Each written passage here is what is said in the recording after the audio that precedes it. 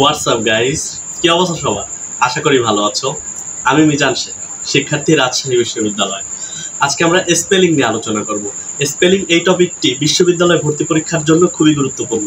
প্রায় প্রতিটি বিশ্ববিদ্যালয়ে স্পেলিং থেকে প্রশ্ন এসে থাকে, কখনো কখনো একাধিক প্রশ্নও এসে থাকে। তাহলে শুরু করা যাক। প্রথমেই আমরা লেফটেন্যান্ট বানানটি শিখব।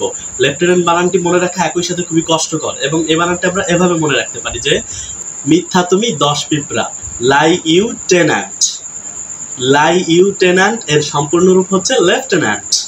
আরেকটা গুরুত্বপূর্ণ বানান হলো কোশ্চেনিয়ার। কোশ্চেনিয়ার অর্থ হলো প্রশ্নমালা বা প্রশ্নাবলী। কোশ্চেনিয়ার বানানটা মনে রাখা যায় এইভাবে, কোয়েশ্চেন নাইবে। ডাইনোসর বানানটা কিন্তু খুবই কঠিন। ডাইনোসর বানানটা এভাবে চাইলে মনে রাখা যায় ডিনোসাউর। ডিজিজ বানানটা এভাবে মনে রাখা যায় ডিসে আসে।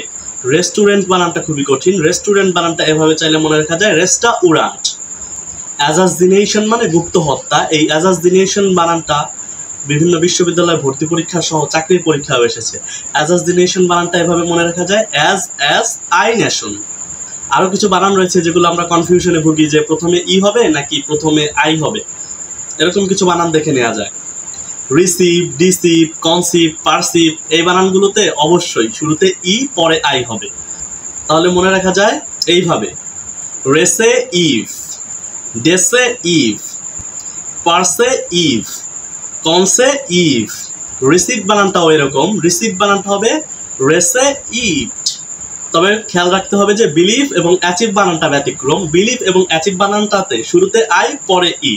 আরেকটা গুরুত্বপূর্ণ বানান রয়েছে, বানানটা হলো ব্যুরোক্রেসি। ব্যুরোক্রেসি বানানটা এভাবে মনে রাখা যায় বুড়ে আউক্রেসি। ব্যুরোক্রেসি শব্দের অর্থ হচ্ছে আমলাতন্ত্র। এমনকি স্পেলিং বানানটাও পরীক্ষা এসেছে। স্পেলিং বানানটা হলো SPELLING।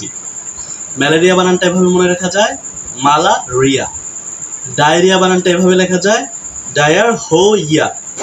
সো এভাবেই আমরা গুরুত্বপূর্ণ স্পেলিংগুলো মনে রাখতে পারি।